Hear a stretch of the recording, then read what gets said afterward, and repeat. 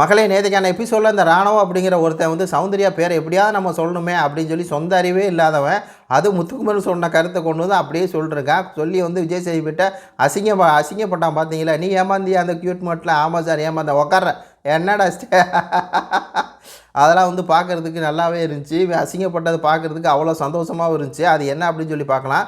விஜய் சேதுபதி வந்து கேட்குறாரு, இங்கே ஸ்ட்ராட்டஜி ஒருத்தவங்க என்னென்ன ஸ்ட்ராட்டஜி போட்டிருக்காங்க நீங்கள் சொல்லுங்கள் பார்க்கலாம் அப்படின்னோடனே சவுண்டு எழுந்திரிச்சு வேறு லெவலில் முத்துக்குமரன் முகத்திலே வந்து அப்படியே கிழிச்சு தொங்க விட்டாங்க அப்படின்னு தான் சொல்லணும். அதான் முத்துக்குமரன் பொறுத்தவரை மற்றவங்க என்ன தப்பு பண்ணுறாங்க அப்படின்னு சொல்லி பார்த்தா அந்த தப்பை வந்து குளிச்சு வச்சுக்கிட்டு மற்றவங்க தப்பை மட்டுமே சுட்டி காட்டிகிட்டு இருப்பான். அவன் மற்றவங்க தோல்வி தப்பை அப்படின்னு சொன்னது வேறு லெவலில் மாசாக இருந்துச்சா. அடுத்தவங்க தப்பை மட்டுமே இது பண்ணிருப்பான் அப்படின்னு சொல்லி வேறு லெவலில் சொன்னாங்க. இதில் ரஞ்சித் எந்திரிச்சு அதே கருத்தை எப்படி சொன்னார் பார்த்தீங்களா, அவன் வந்து மற்றவங்க எப்போ தப்பு பண்ணுவாங்க பார்த்துக்கிட்டே இருப்பான். அதை ஸ்கிரிப்ட் மாதிரி மண்டையில் எழுதி வச்சுக்குவான் அப்படின்னாரு பாருங்க. ஓடு ரஞ்சித் வாசியா வாயா தலைவா வா தலைவா வேறு லெவல் தலைவா. ஆனால் நீ வெளியே போன அன்றைக்கி இன்றைக்காவது ஒரு உருப்படியாக ஒரு கருத்து சொன்னிய தலைவா அப்படிங்கிற மாதிரி இருக்குது. அதுக்கப்புறம் பவித்ரா எந்திரிச்சு அவர் ஒரு தப்பு செஞ்சாலும் அந்த தப்பை எப்படி மறைக்கணும், எப்படி பேசணும், ஏதோ ஒன்று பார்த்தீங்கன்னா உட்காந்து புலம்பிகிட்டு இருந்துச்சு. அதுக்கப்புறம் ஜாக்கெட் மற்றவங்களாம் சொன்னாங்களே வைங்களேன், இப்போ எந்திரிட்டார் நம்ம அப்படியே.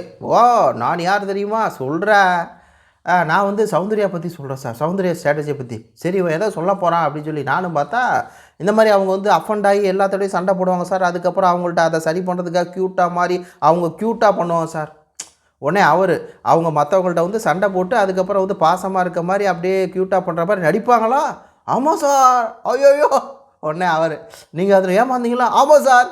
ஐயோ சாமி, ஒரு கருத்தை சொந்தமாக யோசிச்சு சொல்ல தெரியும் துப்பு கண்டவன் தான் இந்த ராணவ். இதே கருத்தை தாண்டா அவன் 2 நாள் ஒரு வந்ததுலேருந்தே சொல்லிட்டுருக்கான் முத்துக்குமரன். எல்லா ஒஸ்ட் பர்ஃபார்மலையும் சொல்லிட்டுருக்கான். சௌந்தர்யா பற்றி எதாவது சொல்லணும்னா அவங்களுக்கு 2 மோடு இருக்குது. ஒரு மோடில் வந்து அப்படியே சண்டை போடுவாங்க, இன்னொரு மோடு க்யூட் மோடுன்னு இருக்கான். அதையே சொல்லிட்டுருக்கான் வெக்கங்கட்டவன் அப்படிங்கிற மாதிரி இருக்குது.